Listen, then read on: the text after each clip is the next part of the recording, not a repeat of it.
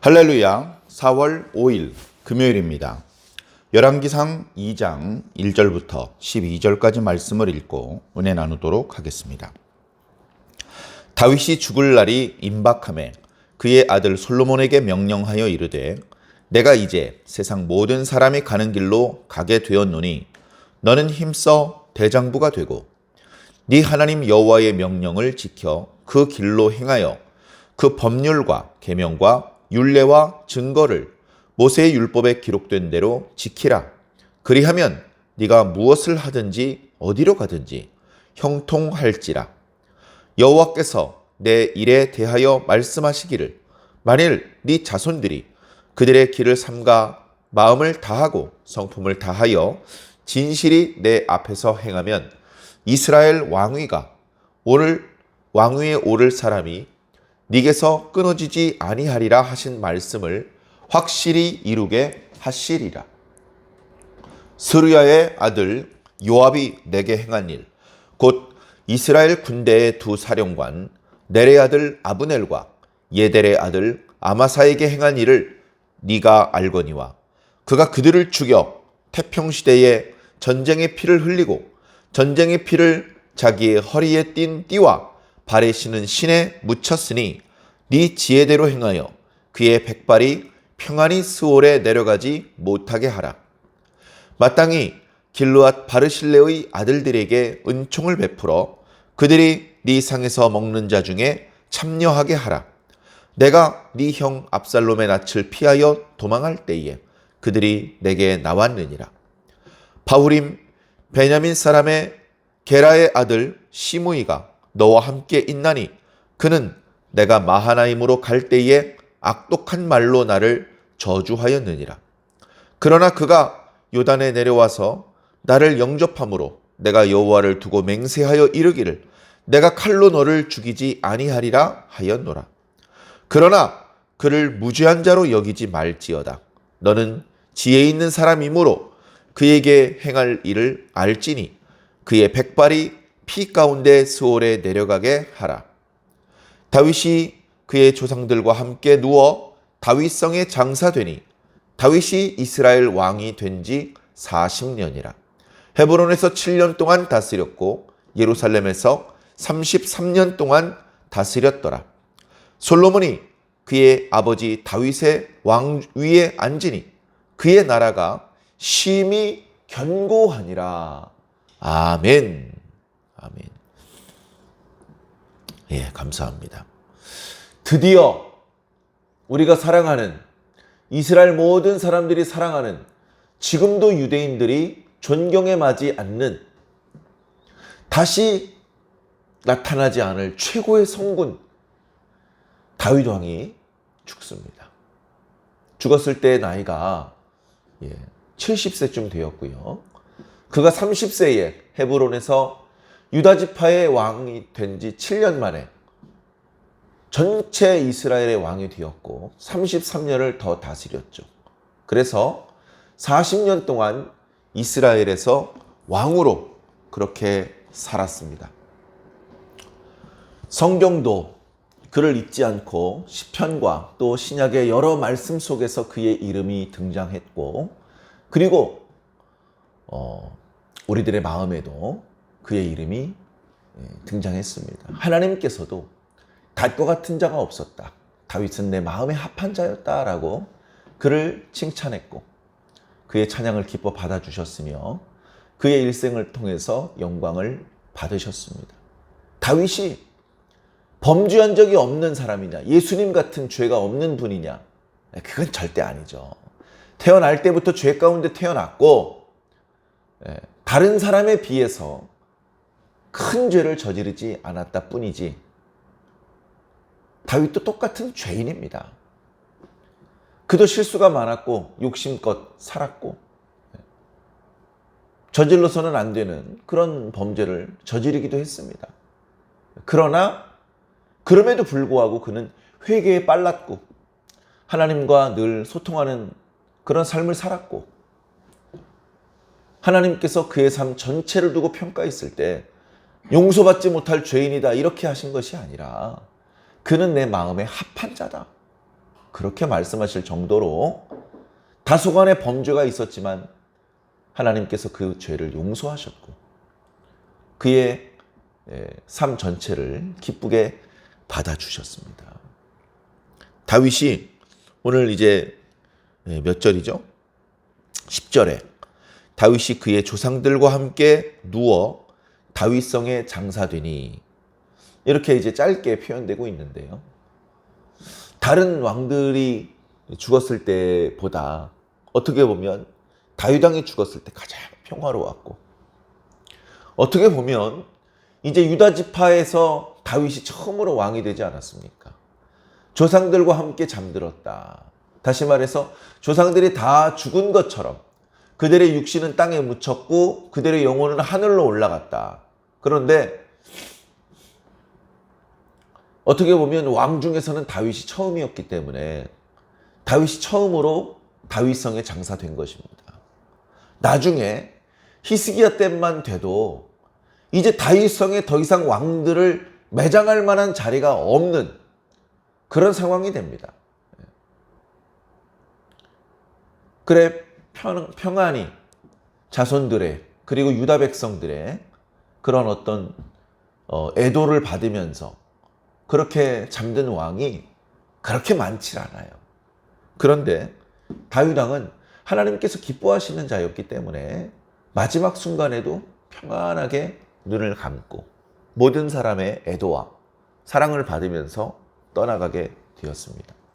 재미있는 것은 제가 종종 말씀드리는 것이 사무엘상은 주로 이제 사울 왕이 주인공이죠. 그러면서 사무엘하는 다윗이 주인공이다. 그리고 열왕기상으로 넘어가면서 솔로몬의 시대가 시작되었다. 열왕기상 전체가 솔로몬의 이야기만 있는 것은 아닙니다. 솔로몬 때로부터 솔로몬의 자손들의 여러 시대가 나타나죠. 그런데 사울은 이렇게 사무엘하 1장에서 죽습니다. 그러니까 사무엘상 마지막에 죽죠. 사무엘상 마지막에 죽으면서 사무엘하로 넘어가면서 완전히 다윗의 시대가 시작돼요. 그런데 다윗은 사무엘하 끄트머리에서 죽는 게 아닙니다. 다윗은 사무엘하 끄트머리가 아니고 열왕기상 그것도 2장에서 죽습니다. 아니 다윗의 시대가 사무엘하로 끝났으면 다윗도 사무엘하에서 죽고 끝나야지. 그리고 열왕기는 솔로몬의 이야기로 시작을 해야 되지 않을까? 이렇게 생각하기 쉬운데 왜 이렇게 다윗의 죽음이 열왕기상 첫 부분에 나타났을까? 그것은 뭐 간단하잖아요. 다윗의 죽음은 끝이 아니라 시작이었다는 겁니다. 새로운 이야기가 시작되는 열왕기상 앞부분에 다윗의 죽음이 기록됐다는 것은 다윗의 죽음은 끝나는 이야기가 아니라 시작되는 이야기이다. 다윗이 오늘 솔로몬에게 마지막으로 유훈을 남깁니다. 그 유훈을 남길 때 앞부분에는 네가 대장부가 되어라. 그리고 하나님의 법도를 잘 지켜라. 그러면 범사에 형통할 것이다. 이런 말씀이 있고 뒷부분에는 어떤 사람에게는 은총을 베풀고 어떤 사람에게는 편안하게 죽지 못하게 해라. 그런 말씀이 있는 거예요. 그런데 이 유언의 내용의 말씀은 솔로몬 한 사람에게만 주시는 유언이 아닙니다. 어떻게 보면 솔로몬의 아들 르호보암의 아들 여호사밧, 그 다윗 가문의 모든 왕들에게 주는 그런 유훈이기도 하며 더 나아가서는 오늘 저와 여러분들에게 주시는 그런 말씀이기도 한 것입니다. 그렇게 열린 마음으로 말씀을 살펴보시기를 부탁을 드립니다. 자, 1절에 보니까 다윗이 이제 죽음이 가까이 온 것을 느끼고 솔로몬을 부릅니다. 그리고서 유훈을 남기는데 자신이 마지막으로 남기는 말을 솔로몬에게 명령으로 남깁니다. 내 말을 잘 참고하도록 해라. 이게 아닙니다. 반드시 내가 시키는 대로 해야 된다.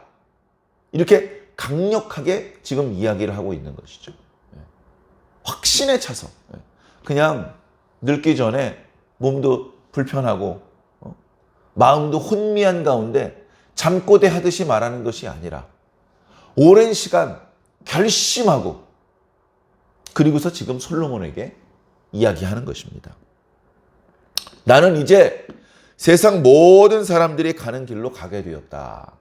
나는 이제 죽게 되었다는 것이죠. 뒤에 보면 조상들이 잠자는 것처럼 자기도 잠들었다. 이렇게 말하는데요.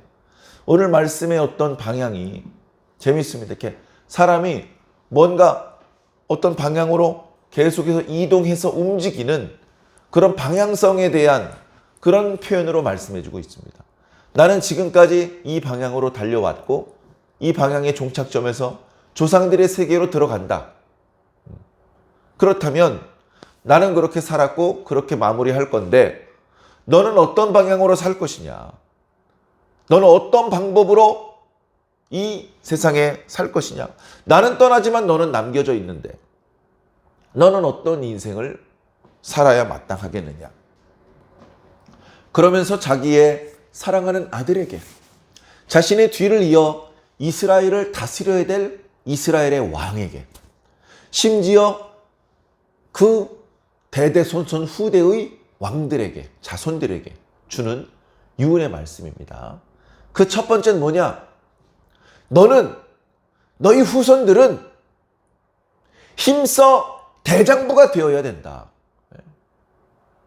이렇게 삶을 살면서 위축될 수밖에 없는 그런 순간이 오더라도 숨어있고 움츠러들어 있고 그러지 마라. 대장부가 되어야 된다. 어깨를 펴고 고개를 들고 당당한 임금의 모습을 항상 보이면서 살도록 해라. 그 다음에 그거보다 더 중요한 것은 뭐냐? 하나님의 계명을 지켜라. 하나님의 계명을 지켜라.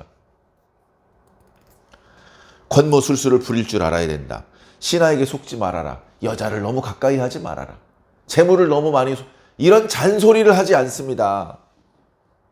그런 잔소리를 하지 않습니다. 여러 말 할 것 없다. 하나님의 계명을 지켜라. 하나님의 계명을 지키면 그러면 그 나머지 일은 다 형통할 것이다. 이렇게 말씀하고 있습니다. 이 말씀은요. 모세가 죽고 여호수아가 이스라엘의 지도자가 될 때 하나님께서 여호수아에게 주셨던 말씀 같습니다. 그때 뭐라고 말씀하셨습니까? 너는 강하고 담대하라. 너는 내가 모세를 통해서 주었던 율법의 말씀을 모두 지켜라. 그리하면 네가 형통할 것이다. 하나님께서 이렇게 말씀하셨잖아요. 모세도 죽기 전에 그렇게 말했고요. 하나님께서도 그렇게 말씀하셨고요. 백성들의 지도자도 여호수아에게 그렇게 하시기를 말씀드렸습니다. 아주 중요한 사명을 맡고 아주 중요한 시대에 중요한 역할을 부여받은 사람, 마음을 강하고 담대하게 먹어야 됩니다. 힘써 대장부가 되어야 됩니다. 그리고 핵심은 하나님의 율법을 지켜야 됩니다. 하나님의 율법은 한마디가 아니죠. 600가지가 넘는 율법이 성경에 기록되어 있습니다. 아무리 압축을 해도 10계명으로 압축되는 그 말씀을 피해갈 수가 없습니다. 10계명을 더 압축하면 너는 마음을 다하고 힘을 다하고 목숨을 다하고 성품을 다해서 네 하나님을 사랑하고 네 이웃을 사랑하라. 그걸 더 압축을 한다면 하나님께서 거룩하신 것처럼 너희도 거룩하라. 그렇게 또 압축을 할 수 있겠지만 결국 그 율법 속에 우리를 향하신 하나님의 뜻이 다 담겨져 있는 것입니다. 나의 뜻은 이것이니라. 나는 네가 이렇게 살기를 바라는다. 나는 천지 만물을 창조한 하나님이다. 이 천지 만물을 내가 너에게 주었다. 네가 이 천지 만물을 소유하고 다스려라. 그런데 다스리는 방법은 이러이러한 것이다. 그런 하나님의 큰 원대한 계획과 큰 그림, 그리고 조금은 소소한 세세한 이야기들까지 율법에 다 기록되어 있으니 너는 늘 그 율법책의 말씀을 읽고 묵상하고 그 뜻을 헤아리고 그 뜻을 실천하는 삶을 살도록 해라. 그러면 다 형통할 것이다. 아내를 구해도 현숙한 아내를 구할 수 있을 것이고, 농사를 지어도 풍년일 것이고, 사냥을 해도 큰 짐승을 얻을 것이고, 무역을 해도 큰 이득을 남길 것이고, 전쟁을 해도 크게 승리할 것이다. 뭘 하든지 형통할 것이다. 어떻게 하면? 하나님의 계명을 지키면. 이 계명을 지키는 것은 솔로몬뿐 아니라 그의 모든 자손들, 그리고 오늘 우리들에게도 해당되는 말씀입니다. 밑에 4절에는 이렇게 다윗이 솔로몬에게 강력하게 명령을 남기는 근거를 말씀해 주고 있습니다. 그 근거는 다름 아닌 하나님의 언약의 말씀입니다. 하나님께서 나에게 말씀하시기를 만일 네 자손들이 그들의 길을 삼가고 함부로 행동하지 않고 엉뚱한 방향으로 나가지 않고 성품을 다하여 마음을 다하여 진실이 내 앞에서 행하면, 다시 말해 힘써 대장부가 되고 항상 하나님의 말씀을 지켜서 행하면 이스라엘 왕위에 오를 사람이 너에게서 끊어지지 아니할 것이다. 대대로 네 자손들 중에서 임금이 날 것이다. 베냐민 지파 사울을 버리고 유다 지파 다윗을 선택했던 것처럼 왕조가 끊어지고 다른 사람이 뒤를 이어서 왕이 되는 일이 일어나지 않고 계속해서 다윗의 가문이 이스라엘을 다스릴 것이다 라고 약속해 주신 그 약속의 말씀의 근거에서 주시는 말씀입니다. 이건 하나님께서 주신 약속이야. 그러니까 너는 힘써 대장부가 되고 율법의 말씀을 형식적으로가 아니라 진심으로 다 지켜 행해라. 그러면 모든 것이 형통하고 네 자손 중에서 왕이 날 것이며 큰 격변 없이 왕자들끼리 싸우고 그런 일 없이 평화롭게 왕위를 계승할 수 있게 될 것이다. 그런 말씀을 하시는 것이죠. 자, 그러면서 5절 이하의 말씀은 몇몇 사람들에 대한 부탁의 말입니다. 자, 스루야의 아들 요압입니다. 이 요압은 다윗 치세의 군대 장관이었습니다. 용맹한 용사였습니다. 다윗을 위해서 목숨 바쳐 싸우던 고마운 존재였습니다. 다윗이 왕이 되면서 요압을 군대 장관으로 세웠습니다. 요압은 평생에 걸쳐서 동정서벌하면서 다윗을 위해서 전투에 임했고 그 대부분의 전투에서 큰 승리를 거두었습니다. 그러나 이 요압도 다윗만한 인물은 못 되었습니다. 다윗이 하나님께 진심이었고 다윗이 하나님께 복을 받은 것이지 요압은 다윗처럼 하나님께 진심은 아니었습니다. 다윗처럼 하나님께 칭찬을 듣고 복을 받은 인물은 아니었던 것입니다. 결정적인 순간에, 특히 노년에 요압은 자기 임의대로 행동을 했습니다. 요압의 행동은 어떻게 하면 하나님의 뜻을 받드는 것이 될 수 있을까? 어떻게 하면 하나님의 뜻대로 자신의 소임을 감당할 수 있을까? 이게 아니고 어떻게 하면 자신의 지위를 더 공고히 할 수 있을까? 어떻게 하면 자신이 더 대대손손 부귀영화를 누릴 수 있을까?